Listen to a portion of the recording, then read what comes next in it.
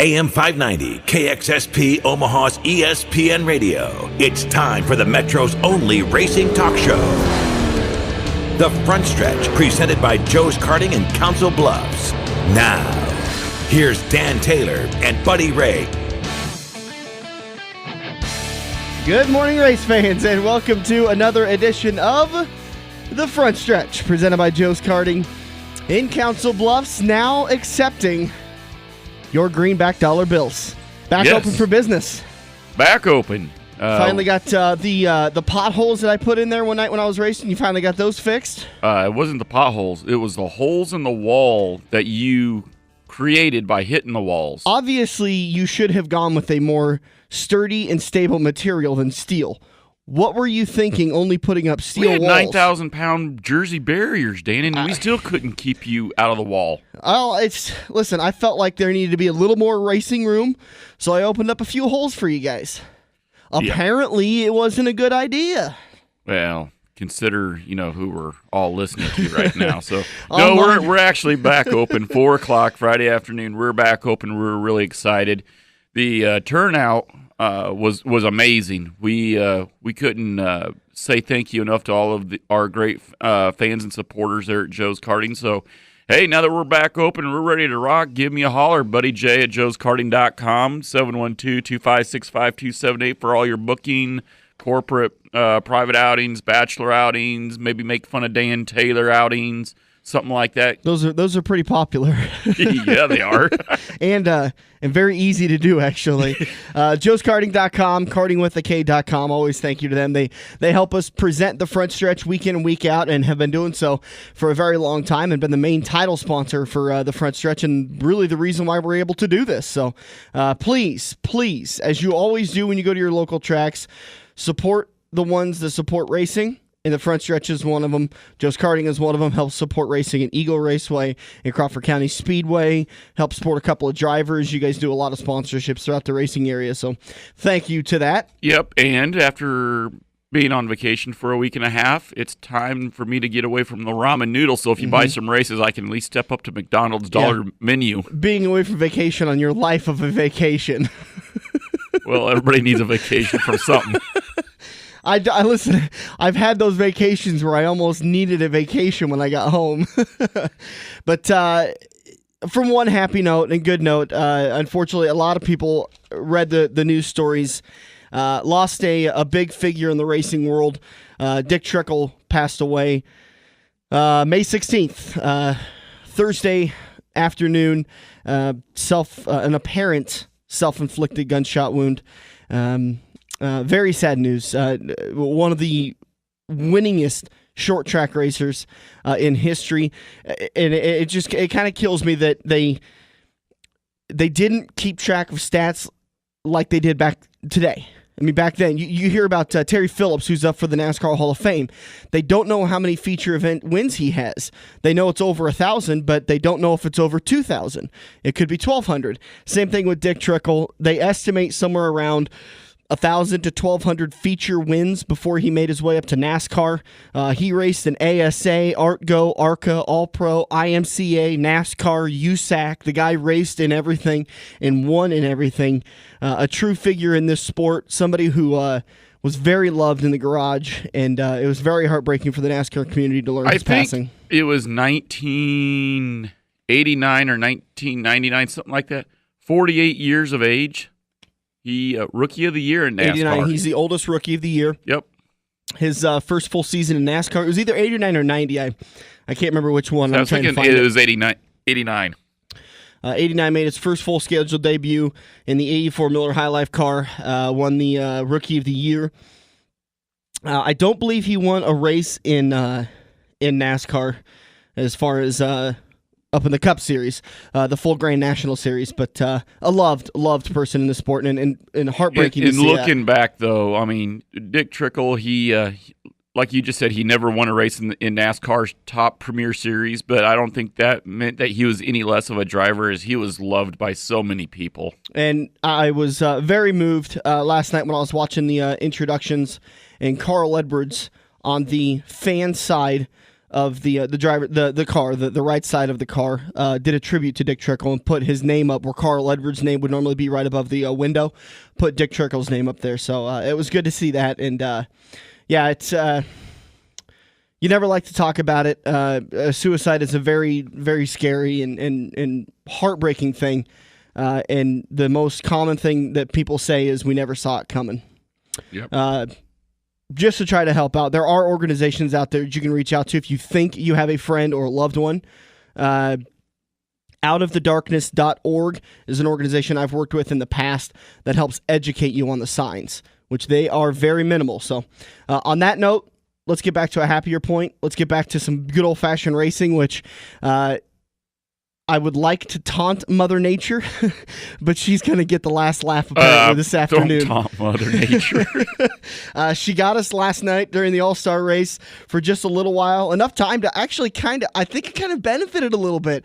We were about 13 laps in, rain comes out, red flag. They pulled in, and I credit NASCAR so much for this because the All-Star race, they don't conform to the rule books. They've got their rules for the All-Star race, but they pretty much said, drivers, work on your cars. Take the opportunity to get your car right during this red flag. Normally, you can't touch your car during the red flag. I actually saw somebody last week at Denison at Crawford County get out during a red flag and start working on his car. He went to the back of the field because you can't during a red flag. Nope. But anyways, they let them work on their cars, kind of tweak them a little bit. They sat up on the crew boxes and talked to the crew chief. It was really interesting to see that. And NASCAR just said, you know what, you guys go at it. Because listen, you know what they want last night? They want all 23 drivers out there to have the fastest cars possible. So of course, you want to work on your car, you want to bend some sheet metal, do it, go at it. And we were under a red flag for a little about an hour. And I got a feeling you were talking about there's a couple of dirt tracks in the area that race on Sunday nights. Yep. Stewart International Speedway out of Stewart, Iowa. We got Raceway Park up there at actually at Sioux City, South Dakota. And then we have Lexington racetrack out in Lexington, Nebraska. They're all running tonight. Well, they think they're running tonight. Yeah, I doubt it with as much rain as we got last night. Now, it all kind of depends. You're looking at some of these cells, and the Omaha area has got about a 60, 70, 80% chance of getting some showers, which, to be honest with you, even when they say 100% chance of showers, I still don't believe it because, you were spitting some meteorologist terms that, frankly, I went cross-eyed but understood what you were talking about. The weather is the most least predictable thing you can have. Well, you can have all the stats in the world, you can have all the information in the world, but it just takes one low stress system and everything moves. And right now, by the way the storms are moving, it kind of looks like Omaha may get missed, but our surrounding areas will get hit. So keep up to date with your track's Facebook pages. I'm sure they'll be doing a great job keeping you up to date on whether or not they're racing tonight. Let's talk about that All-Star race last night. The first two races, the Sprint Showdown. The top two drivers get into the Sprint All-Star race, and that chance for the $1 million plus the $2 million bonus. The $1 million bonus, the Bruton bonus. If somebody wins all four segments plus the All-Star race, they got an extra cool $1 million. So on the All-Star race, when they figure up your points, like in a normal race, if you win, you get 43 points. There's no points. Well, how are they figuring? They have to have a point average to set the field for the actual All-Star race. They qualified on Friday night, which was one of the coolest qualifying I have ever seen. Really? 3 laps. Well, okay, they did it like this last year, except this year they took away one of the rules. 3-lap qualifying. You go out and do your 2 laps, and then you come in and you have to do a mandatory 4-tire change. And then you go back out and you complete your 3rd lap, and that's your qualifying time, the elapsed time between that. So it factors in with the crew a little bit.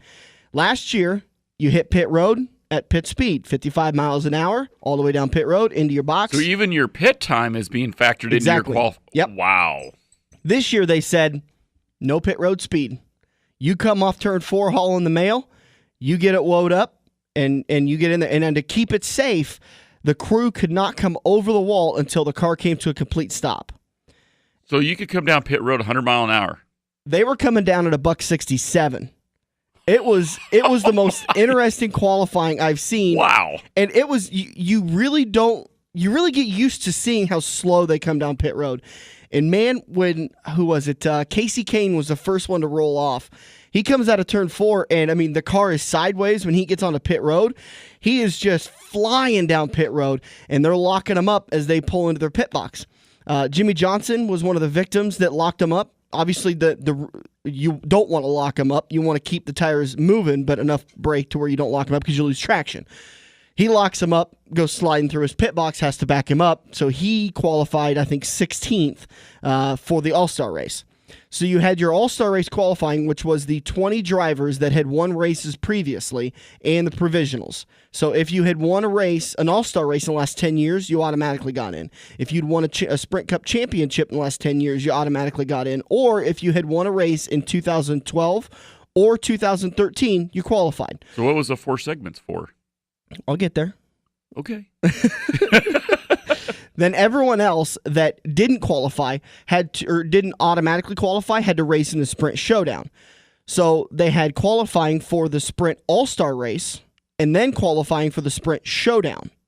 Top 2 drivers who finished in the Sprint Showdown made it into the All-Star race for the cool million. Okay, those drivers, Jamie McMurray and Ricky Stenhouse Jr. absolutely dominant in that race.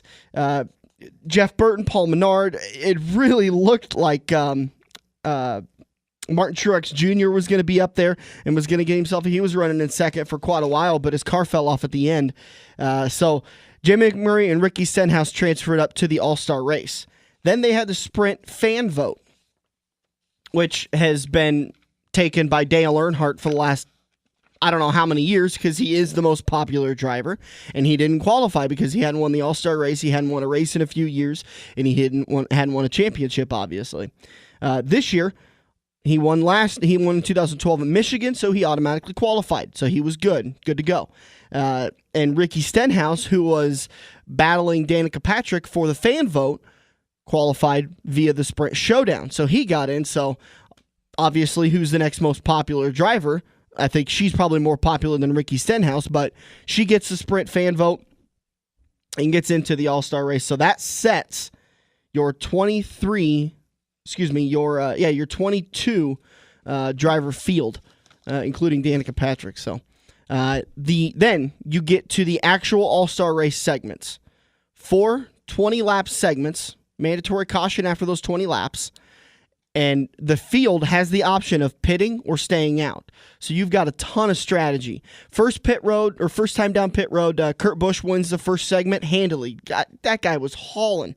Great car, great 78. A Furniture Row racing car. Hauling down the road. I mean, he was absolutely fantastic. So he wins the first segment. He stays out. And a few guys came in, did 2 tire changes, did 4 tire changes. There's strategy. If you're outside the top 10, you're going to come down and make some adjustments because your car's junk. Kyle Busch wins the next 2 segments, and the strategies continue. If you didn't pit in segment 1, you suffered because your tires were old. 4 tire changes, 4 tires was golden last night, and Kurt Busch falls back, finishes, I think, 4th in the second segment, 2nd in the second segment, and the 3rd segment, but it is continuous. So there was a massive amount of strategy, I guess is what a roundabout way of saying it.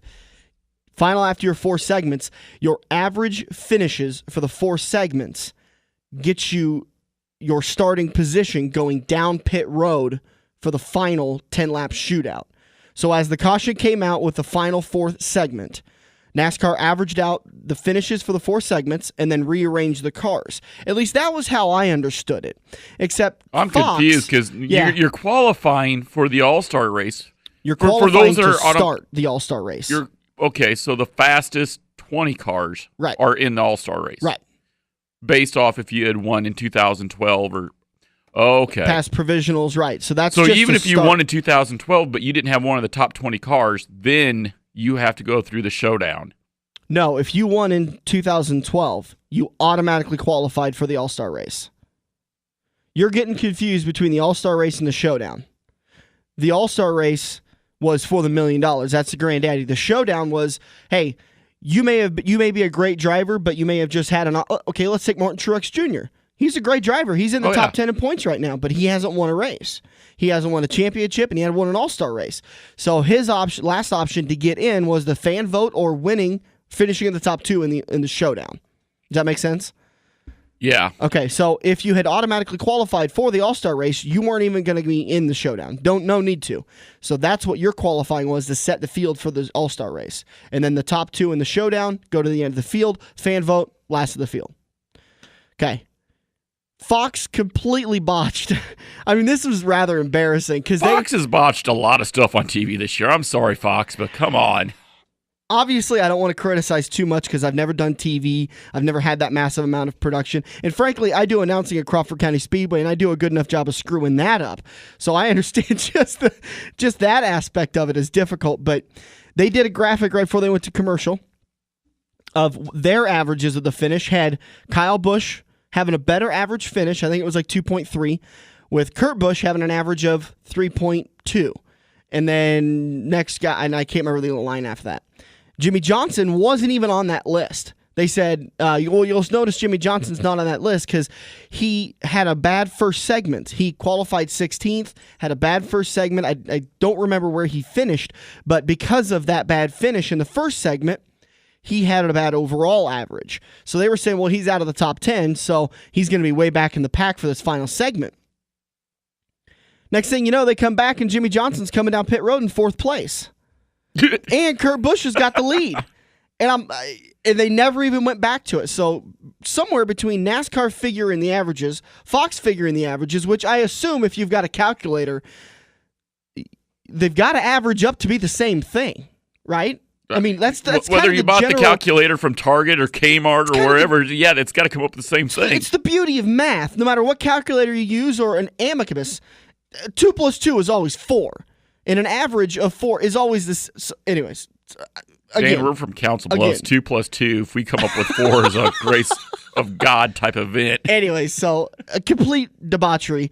And then, so that's how they set up the final go down pit road. Now it's up to the crews to get the cars back out there on order. Kurt Busch came down in the lead. Bad pit stop. I think he had like a 13 or 14 second pit stop. You had to do 4 tires. Mandatory, everyone does 4 tires to make it even. So that, because what NASCAR wants to do is put the final pressure on the crews. And they don't want any strategy going on where nobody takes any tires, gas only. They want 4 tires, that's it. Bad pit stop for Kurt Busch. He comes out, I believe, 5th. Jimmy Johnson's pit crew, 4 tires, 2 cans of Sunoco, 11-second stop. This is a brand new crew. The talk in the garage was that they fired a lot of the guys because they've been having bad pit stops lately. They fired a couple of those guys, and they brought in some new developmental guys. Holy cow, did that work out for him? 11-second stop got him to come out in 2nd place. Wow. So that's how the final showdown went, or the final pit stops went. In the last 10 laps, I hate to say it, it was a good battle for about 2 laps. It was your typical Charlotte. As soon as somebody cleared, and the other guy, as soon as the leader cleared 2nd place, cha-ching, checked out.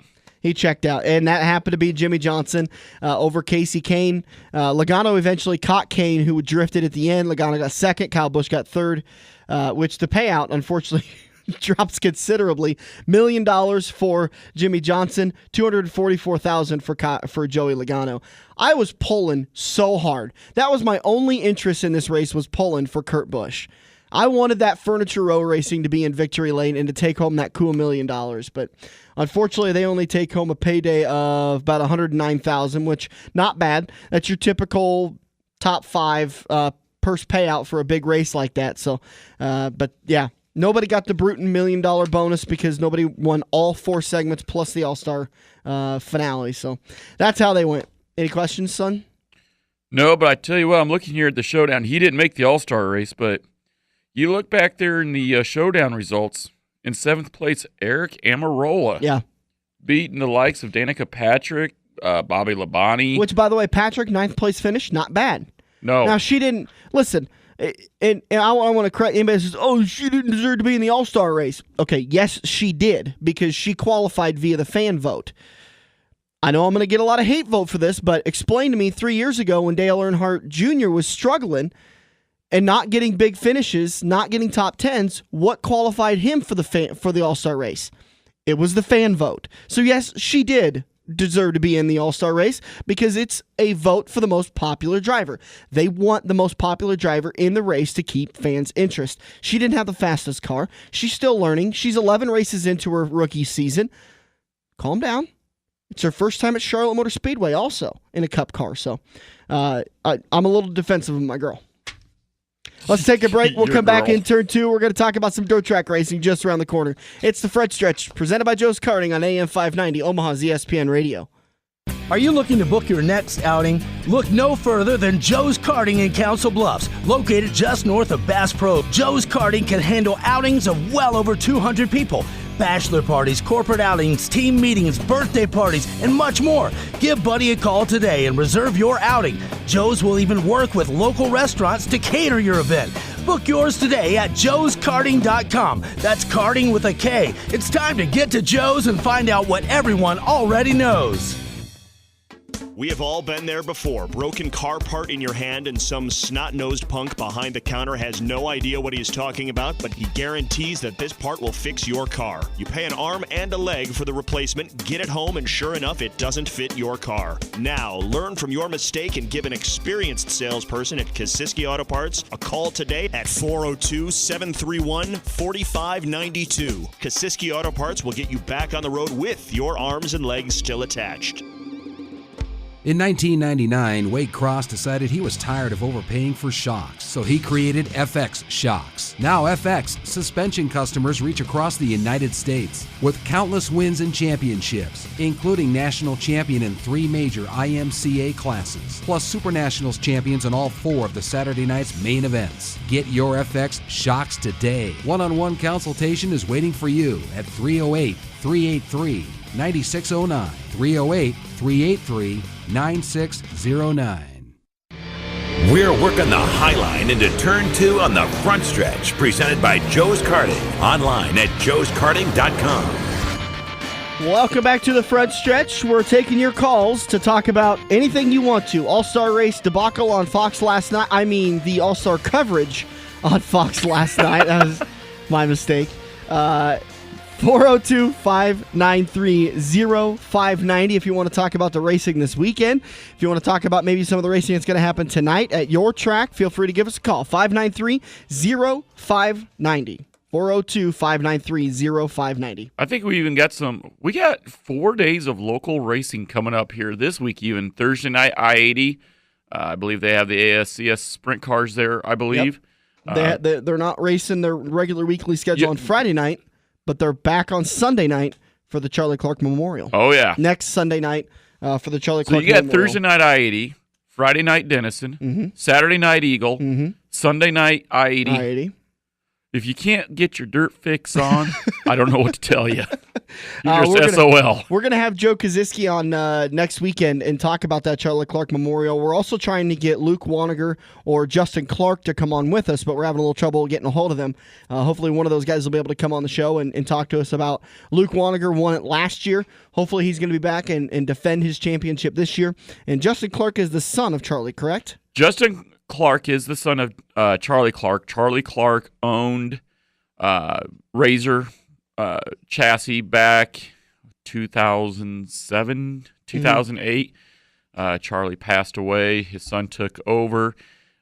Steve Kosiski, Joe's brother, was a house driver for Charlie Clark back in the day. Okay. They were very close friends, and that's how the whole Charlie Clark Memorial race came on board. And if you look at the literature on the Charlie Clark, you'll see back in the day where it paid like $2,000, $22, something like that.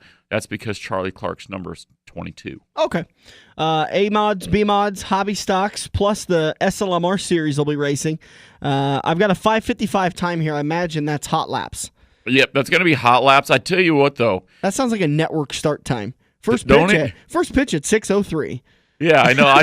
When I seen that, I was kind of laughing at Joe, Big Joe, about that. I was like, 5:55. He loves to do that stuff. He has several races where second place pays better than first, just because he likes to throw those weird wrenches in there. The little curveballs. Right. I tell you who, I don't think I've ever missed a Charlie Clark Memorial race, But this year, to me, as a driver and a fan of the Charlie Clark, the one thing I'm really waiting for is the SLMR race. And here's why. Guess who's sitting second in points? In SLMR? No, is it Andrew? Andrew. Really? Yeah. And he had some engine issues the last couple of weeks, but I talked to Joe on Friday night, and I think he got it fixed. So. I told you they'd have a fix. Listen, it's the same story with every driver. Oh, man, I blew my engine. I ain't got no money. I'm done racing. Well, you're back out there next week. You guys managed to find that money no matter how much it costs. If it doesn't have something to do with the car, man, we just can't come up with it. But to get you to find the money to pay for dinner, I'm broke. I can't do it. I needed a $1,000 set of headers, and all of a sudden it's like money's falling from the heavens. $20 set of wings? No, I can't. I'm broke. I can't. You know why that is? Yeah, we can find the money for the parts on the car. That just means we don't ever eat. Yeah, we don't ever. I don't think that's the case at all. I think it's called tightwad-itis. Hey, who bought my breakfast this morning? Yeah, me. Well, why not? Or why? Why should I buy your breakfast? I didn't have my money with me. Denison, Friday night, Crawford County Speedway. Second week of racing, week number 2. Driver's perspective, how was the track? Track was really, really good. With that being said, I sit here and I tell you it was really good. After we saw what happened to Red Munson, yeah. The track was too hard. It was ripping up. Red's right front caught a wheel. Unfortunately, I mean that's a horrible, horrible thing to have happen. He destroyed his car, rolled it violently. He's okay though. He's okay. Walked away. He's fine. He's okay. I think the problem with Denison, they're trying really hard to give us a great surface. And for the most part, they're succeeding. And let me throw this in there before you continue. They've had an incredible amount of rain. 2 weeks in a row. The night before, the first week of racing, the first week of racing was rained out. Second week of racing, which was last weekend, they had 2 inches of rain on Wednesday night, and they worked all day Thursday to get the track ready to go. Came out with a pretty good track. Yep. This week, 4 inches of rain in about 45 minutes on Thursday afternoon or Thursday morning, and then they worked on the track all day. So they had a very good track for the conditions that they were given. Continue now. Yeah, so it wasn't bad. I think when they use the sheep's foot and they really pack the track in, I think they tend to get just a touch too hard at times. With that being said, when they get a touch too hard at times, at the end of the night, the track will rip up and break up, and that's when you'll develop some ruts and holes. Yeah. Look, there's nothing they can do about it. You can sit here all day long and go, well, they need to do this and they need to do that. It is what it is. With the rain that they got, they're doing their best. For the most part, I mean, how many cars did you see up until the A-Mod feature? I mean, my feature Friday night was in the middle of the entire A feature set up in, I never once had the wheel yank out of my hand. Unless I was on the very, very, very, very bottom. If you're in the middle, it was the low line, which unfortunately for the A-Mods seemed to be the fast line. Yeah, because everyone was trying to avoid that area.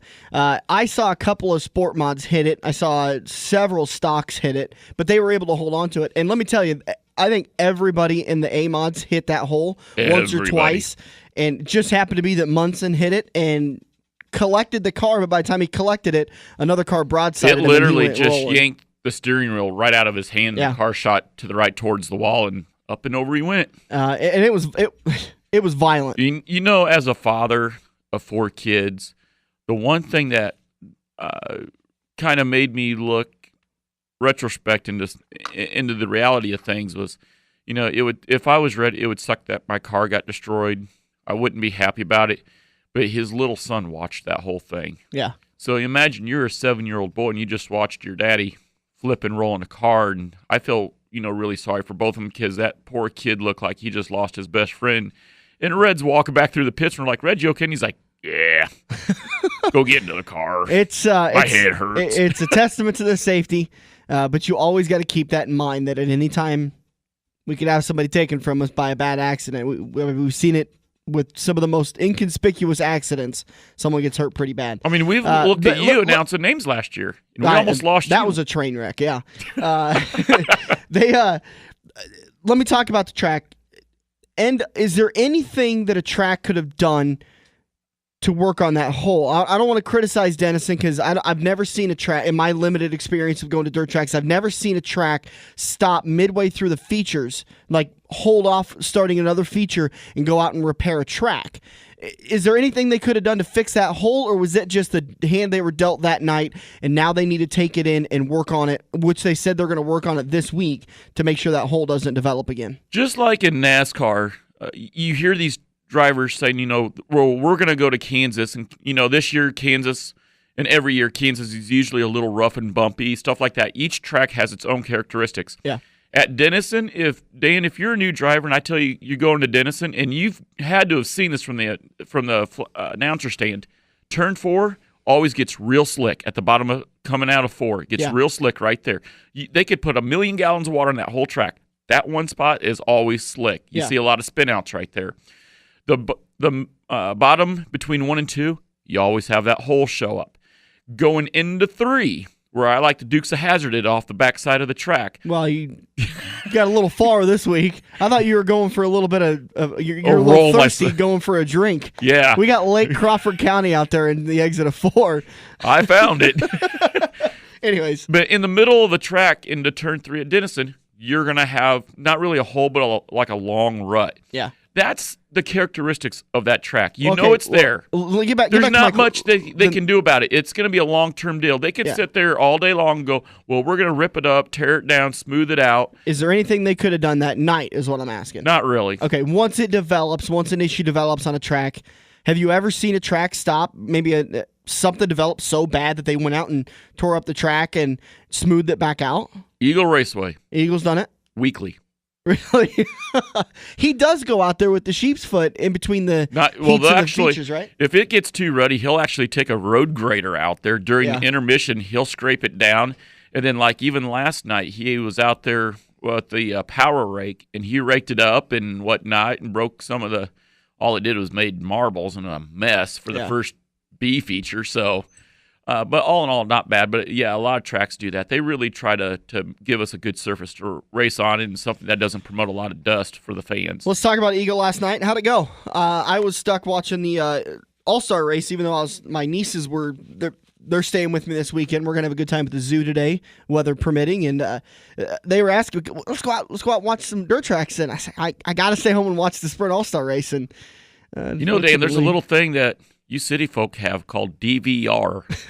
I know, but I've gotten a lack of sleep this week as it is. Lack of sleep? I didn't want to get home at 11:30 last night and then try to watch the Sprint All-Star race over again. Oh, you weenie. I know. No, Eagle was actually really good last night.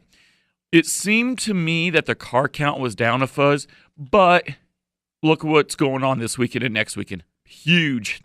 2 of the biggest high school graduation weekends. True, yep. So I could see that, and I think we've seen that with Denison a little bit too. 20 less cars, still higher than normal. 119 this week. We had 139 last week. I think it was 119, 120 in that area. And there's weekly cars. Tara Longnecker from the Sport Mines at Denison. She was MIA, but she's got some. She was there. Tara Longnecker wasn't. She was on my score sheet. Yeah. And I'll say I announced her, but that doesn't mean anything. Good God damn. Listen,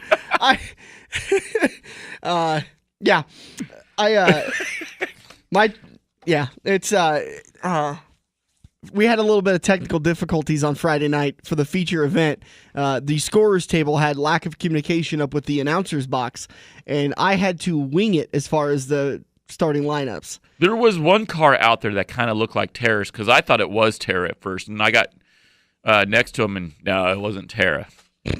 So, well, I thought I remember a 59 being out there.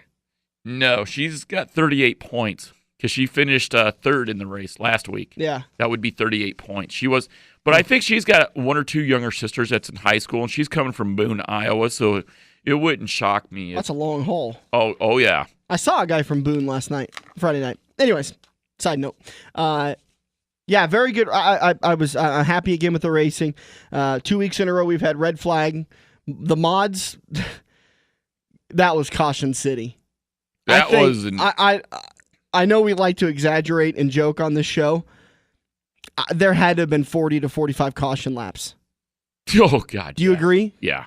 I mean, and honestly, as a driver, it was bad to the point where I am really surprised they didn't say, you know what, guys, that's it.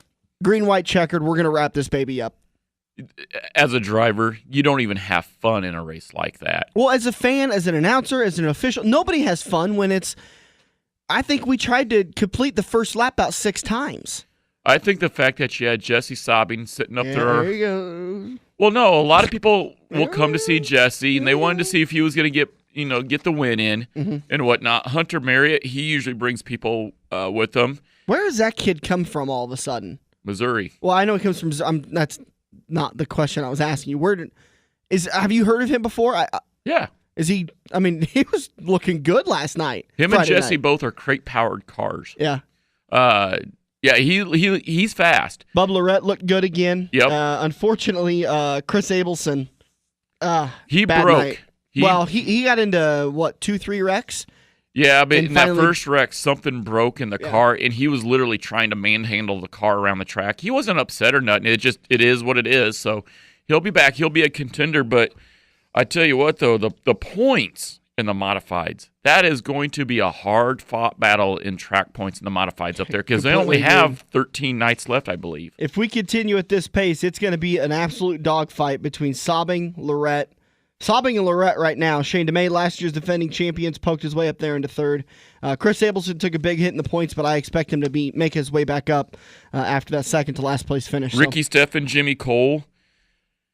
Good Lord, if I had to take, my top 3 would be Sabine, Abelson. Shocked. Sabine, Abelson, and Steffen in no particular order. 1, 2, 3. When are you going to get Sabing on this show? When are you going to get that done? President of the fan club, you think you'd have some pull. I'm just saying. You know what I tell certain drivers that are hard to reach? I got Shaylee Bade to come on the show. You did not. Hey, speaking of that, how about we go and talk to her? Hey, speaking of that, Shaylee Bade last night put on one hell of a show in the sprint cars. I am so damn proud of that girl. She getting her wheels underneath her? She got the wheels underneath of her. She was making it look good. I'm going to try to get the video. We were talking about this before we went on the air this morning. I got video.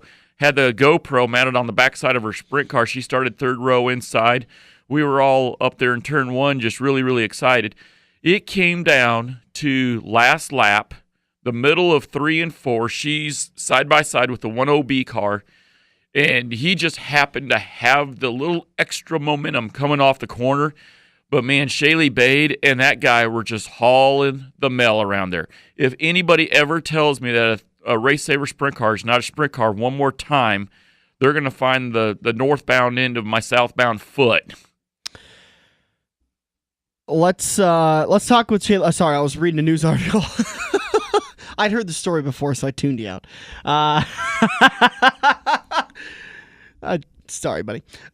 Let's go and talk to Shaylee. We sat down Wednesday night with her, had a conversation with her about how she's getting her wheels underneath her, how she's doing. So let's go and talk to that. In turn 3, Shaylee Bade just around the corner. It's the front stretch, presented by Joe's Karting on AM 590, Omaha's ESPN Radio. It's time to check out what all the dirt drivers already know. Joe's Karting is the Metro's best place to go for kart racing, where the only speed restriction is how good you are, reaching up to 45 miles per hour while twisting and turning through a 25,000 square foot building. Joe's Karting is sure to raise your heart rate. It's time to find out how fast your knuckles will turn white. Located in Council Bluffs, just north of Bass Pro and next to AMC Theaters. Online at joeskarting.com. Get to Joe's and find out what everyone already knows.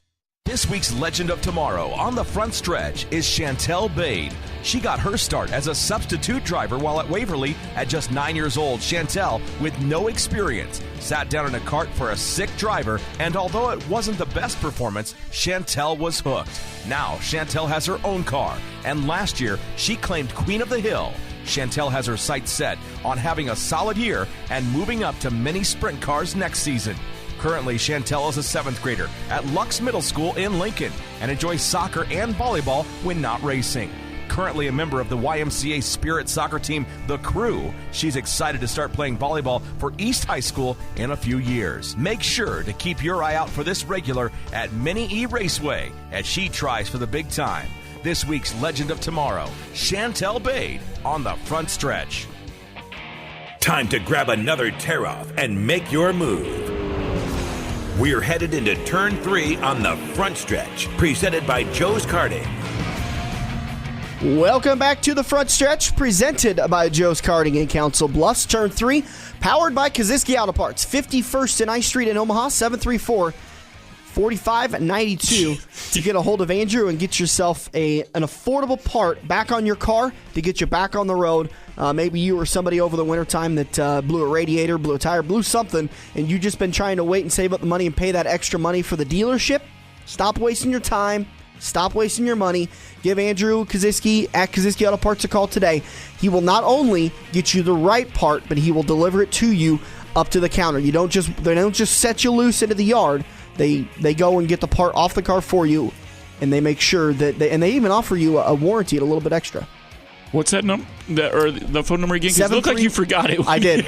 731-4592. I started to look it up, but then it came to me. Kaziski Auto Parts, 51st and I Street. You can go to Kaziski.com, but like Andrew talked about, they're still redoing that site, which it'll be new and brand new. In, I think he said about a month or two, they'll have that baby done. In the studio with us today, Shaylee Bade, driver of the 03 Sprint 305 at Eagle Raceway. Shaylee, thanks so much for sitting down with us. Thanks for having me. It's been, about a year since we talked to you. I know Bud calls you all the time, maybe a little bit too much, but we can't talk about that. There's that restraining order, going on right now. And it was nice of you to lift it temporarily so that you could do the interview. We appreciate that. Try. Let's talk about your season out at Eagle Raceway. Actually, let's talk about the start of it. You were running mini sprints last year. Correct. Give me a little bit about those mini sprints and the difference between those and a Race Saver 305. Completely different. The only thing that is the exact same is you go in, you set it in the corner the same. Other than that, those things are so different that you can't take anything with you. Chassis are different. Setups are different. Everything's different. Are Driving, they winged? Are they winged? Yes. Okay. Or you could do non-wing, but I usually do wing because Dad doesn't like non-wing because there's nothing to stop once you go over. I was just going to ask that. Everybody we've talked to that runs non-winged agrees that it's the completely crazy way to race. But it is so much fun. Really? Oh, it's so much fun. So it's just more of, it's car control basically. You have a lot less stability, so you've got to be a better driver in a wingless. Correct. Yes. And some of those wrecks I've seen, holy God, those are insane. Yeah, and the bad part about non-wing is once you start flipping, there's nothing to stop you unless you hit something to stop yourself. Yeah. That's the worst part about them, but they are a lot of fun. I'd rather drive non-wing than wing. Who was the guy with the non-wing at Eagle last week? Red car. Brian. Nick Bryan. Yeah. Oh, he rolled over or flipped or something. And so for the feature, he came out with no wing because he crushed his wing. When you guys flip and roll, are those sprint cars a lot sturdier and beefier and stronger than what they appear to be? Yeah. When I wrecked my first time, I thought it was going to hurt a lot worse than what it actually did. Because is it heavier crushed areas to where it'll basically just everything certain parts folds. of the car will come off except for that surrounding the driver. Right. Yeah. There's special parts that are supposed to break in line to save your car. Like our rear end, it snapped in half perfectly to where we didn't have to do a whole rear end. We just had to do torsion tube. And then the face of the brake deal, the back axle, we just had to replace that, and that's it because it broke fine. Everything broke good. But it's still $4,000, you said. Yeah, it was. Yeah, I know. I get $4,000. Think about it. If you flip a 305 or anything, your immediate crush is at least $4,000, at least. I mean, your wing, your top wing, $995. Wow. Yeah. And you're not exactly just going to go make that in the garage with some sheet metal and a frame. No. So as soon as you go over, you're automatically, and then you have a tire, $250 for a right rear tire. So you're at $1,250 right there. $500 for a rim if you hit the wall with your rim. Now you're at $1,800. Yeah, see, it adds up real quick. Well, let's talk about before all that wreck. You went from the midgets up to the sprint cars. What was the deciding factor to move up and not stay in the midgets for another year or two? Because I'm on a timeline. If I want to get to where I'm going, I need to move up now. Which is? My goal? Yeah. NASCAR. You're gonna unseat Danica Patrick in the 10. That is my plan. Or at least put her in the wall. I got a 5-year plan. I thought about it. I think me and Danica could make probably a damn good team. 2 females out there, Yeah. we could probably be unstoppable. I don't know. She hasn't played well with the other females so far. Not yet, no. She's gotten into a couple of fights with women in the IndyCar series, and I don't think she's gotten any fights with the women in the NASCAR circuit. But that's what we maybe Ricky's keeping her kind of reeled in a little Tamed. bit. Tony keeping her kind of, hey, listen, I'm the one that acts up, not you. I own this, not you. All right, back to Shaylee Bade. So you got a 5-year plan to get up into Concord, North Carolina, go do some racing up there. In the meantime, you sat down in the 305 Race Savers. Talk about your off season so far. How hard has it been to build one of these cars and get your head around it? I've just been waiting. I've been wanting to do this last year, and Dad said if I want to do this, he's like, Shaylee, well, our plan was to go 360 last year. And so I was going out finding sponsors for 360s. Well, and then Roger said he was going to do this Race Saver program, and we were just going to race at Eagle. So we were going to do whatever Eagle's doing. So then we decided to go with the 305. So my sponsor where I work, MDR, they said they would sponsor my race car for a 305. We haven't got to the 360 part, but that is next year. I plan to be in a 360. Yep. Next year. I'm still working on getting that seat time, feeling my car, getting our team together, getting everybody knowing everything to where not everybody's running around like chickens with their head cut off. Now, would you be doing 305 and 360 or just one or the other? One or the other. I want to do 305s this year, get enough driving seat time to where I get comfortable in my car to do 360. And then I want to go from 360, and then my third year, I want to be 360 asphalt. And then after I'm doing asphalt, they do make them. After I do asphalt, I want to go into 410s, race Knoxville Nationals. And then that brings me to my 5th year, which I should be in some NASCAR series. ARCA, something like anything. that. Yeah. I wish the listeners could just see you and I looking at each other going, 360 asphalt. Okay. Just remember who interviewed you first. We're gonna be bugging you in Kansas in about 6-7 years. Who called you? Don't ever forget where you come from.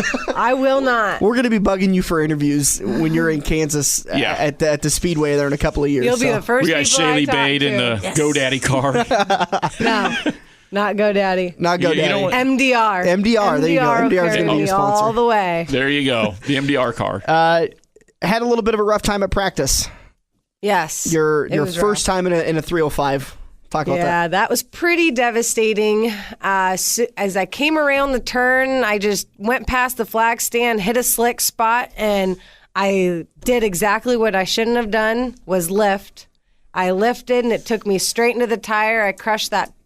Like on track exiting, they have a really big white tractor tire, and I slid directly into that tire. Yeah, he hit it too. And I went sideways, and then it tipped me on my side. So I didn't actually flip and roll over. I just hit, like I went from going to a dead stop, hit it, and then went on my side, and that was it. Is this pit entrance going into one? Going like exiting, track exit. It's the one you hit. I hit the one in turn 3. Oh, okay. Okay. Yeah, so if you go into the pits. Yep, I know where you're at. So you hit the one going in Directly turn 1. across from you. In turn 1. That's turn 1. That's the worst spot to hit the wall. Wait, and that is what I hit. Nearly head on. Yeah, my car just slid sideways, and I went on my side. Now explain that to me. You said you did the exact wrong thing to do, which was you lifted, and you should have stayed in the gas? Yes. I've often wondered that. Why would you stay in the gas? Okay, think about it. At Eagle Raceway, when you watch these, everybody that hits a rut, they hit the gas to get out of the rut. If you lift when you hit that rut, that's the person that you see flipping. Okay. You do not lift. That actually does make sense because I did that Saturday night. It was ruddy in turn 1, and I mentioned to my dad and some other people, I was like, man, you go into turn 1, you hit those ruts, if you lift, it yanks the steering wheel out of your hand and the car shoots almost 90 degrees to the wall. It upsets your whole car. Yep. If you want to go through it, you just shut your eyes and pray to God and hit that gas. So whenever in doubt, hit the gas. Singing Jesus Take the Wheel. Oh yeah, man. I'm praying. I'm doing the whole 9 yards. I just open my eyes and hope I get out of this. So how many races have you been able to race so far in the 305? 2. How you doing? Super good. Had a top 5 finish. Well, and then last week our brake line broke, so I pulled off. And I finished second in my heat that day, about passing for first, and then I just kind of messed up in turn 3 coming out. But it was a damn good race. Oh, yeah. I mean, we were just talking on the Sling and Dirt earlier this week with you about this. The sprint cars are putting on a hell of a show. I mean, they really are. You take one guy, Mike Boston. He's got a lot of fans, a lot of haters, a lot of fans. You take Mike Boston out of the mix, anybody could win on any given night. I was just telling Dan 2 weeks ago on Sling and Dirt, and I don't think Mike Boston was there the first night. I'm not for sure. Yes, he was. Oh, he was. He was racing the 51 car. Oh, okay. Now, did he win it that Bryan's night? Car? Yeah, he's won both of them so far. So he's won. Okay, so he's 2 for 2. I told Dan, in my opinion, we had one rain out, so we have 15 weekly shows left. I honestly believe that we could have 15 different weekly drivers. I mean, the competition is that diverse, and 15 different winners? Or 15 different winners, yes. Yeah. I mean, the competition's that diverse, and you don't need to go 140 mile an hour to put on a good show, folks. These guys can go 120, 130.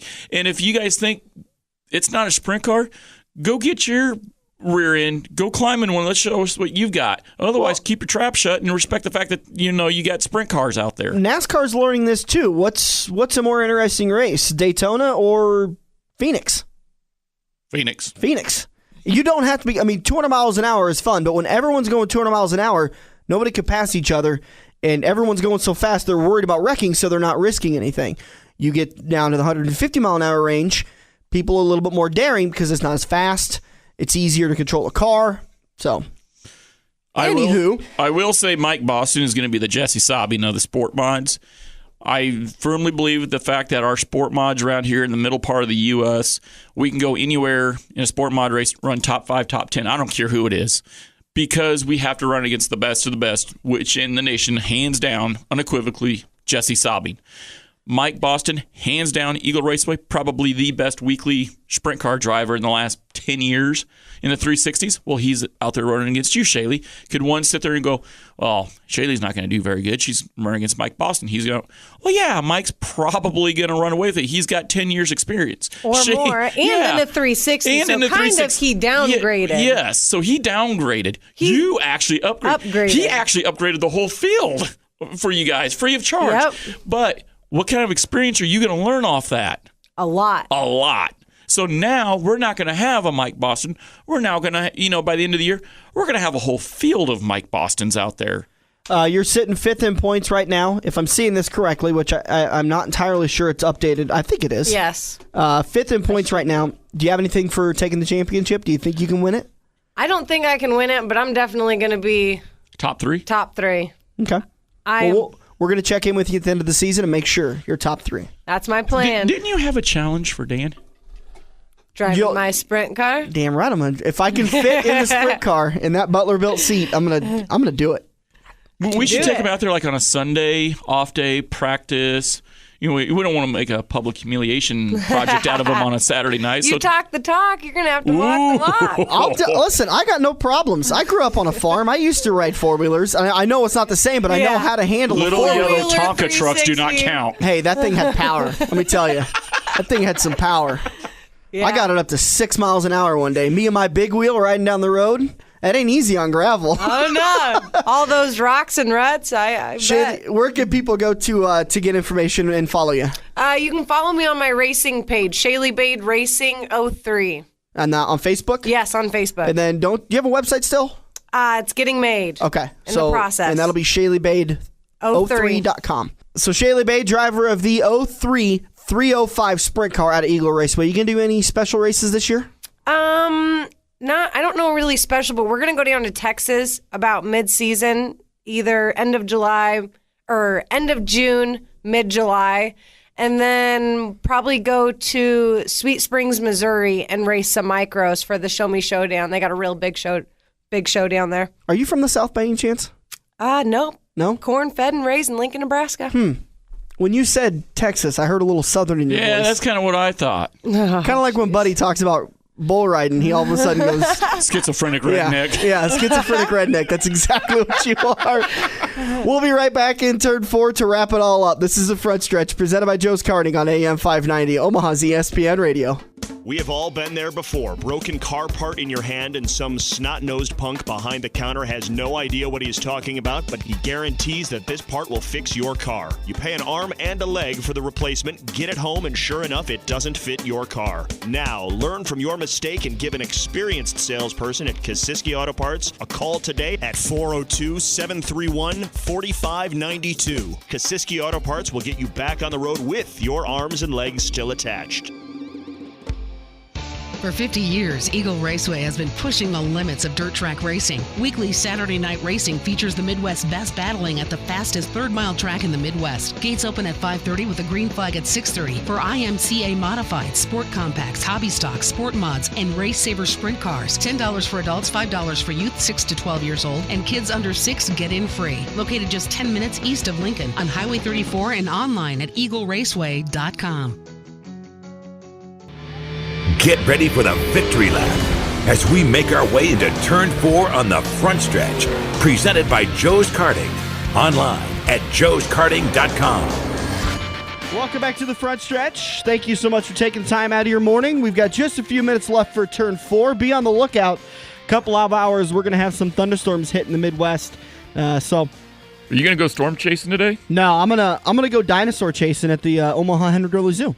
They've got a new dinosaur exhibit they opened up, and I'm a member. How cute. Our Dan Taylor's going to be there with his little brush, digging up bones. You know, that was a good Randy Travis song back in the day, Digging Up Bones. That was a good Randy Travis song, by the way. Are you going to be singing that while you're digging up bones today? I am now, thank you. That was a horrible mugshot of him, by the way, when he got arrested about a year ago.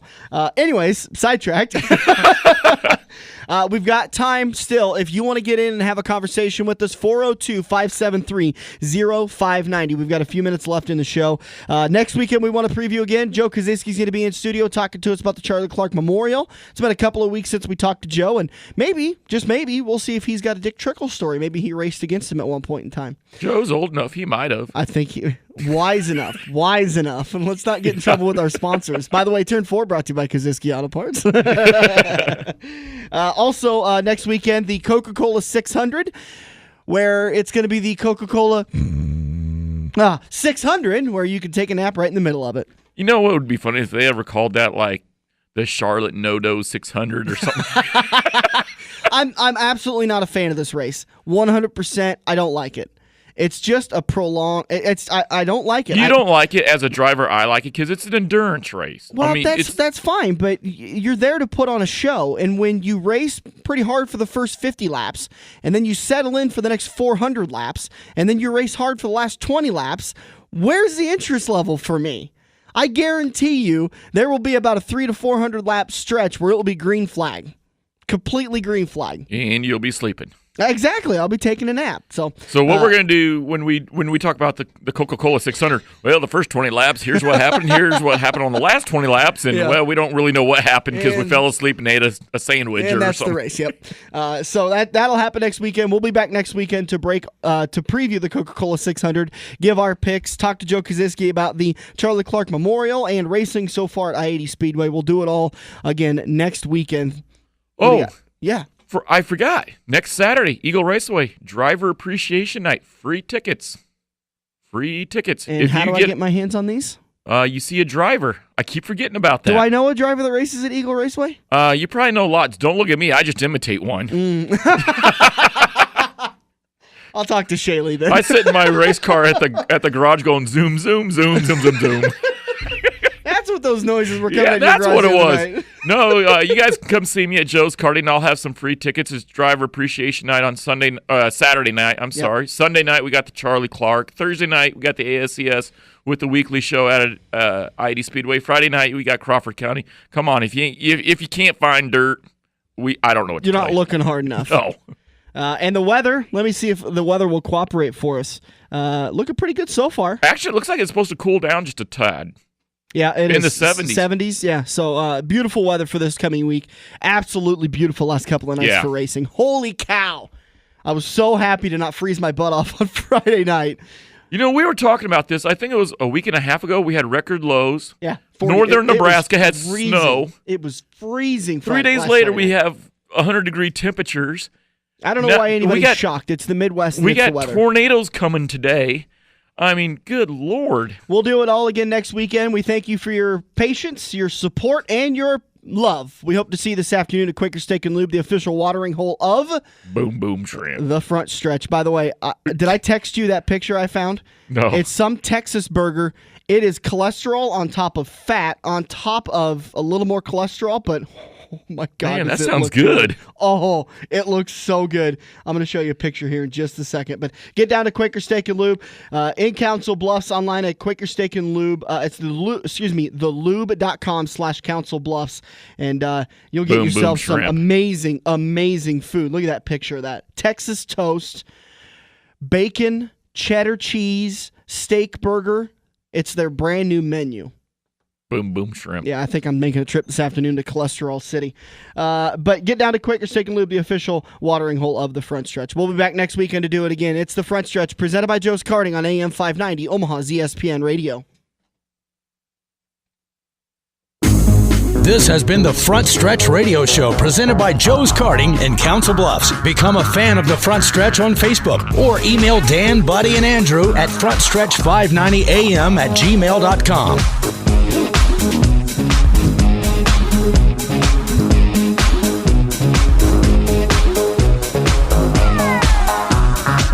In 1999, Wade Cross decided he was tired of overpaying for shocks, so he created FX Shocks. Now FX suspension customers reach across the United States with countless wins and championships, including national champion in 3 major IMCA classes, plus Super Nationals champions in all 4 of the Saturday night's main events. Get your FX Shocks today. One-on-one consultation is waiting for you at 308-383-9609, 308-383-9609.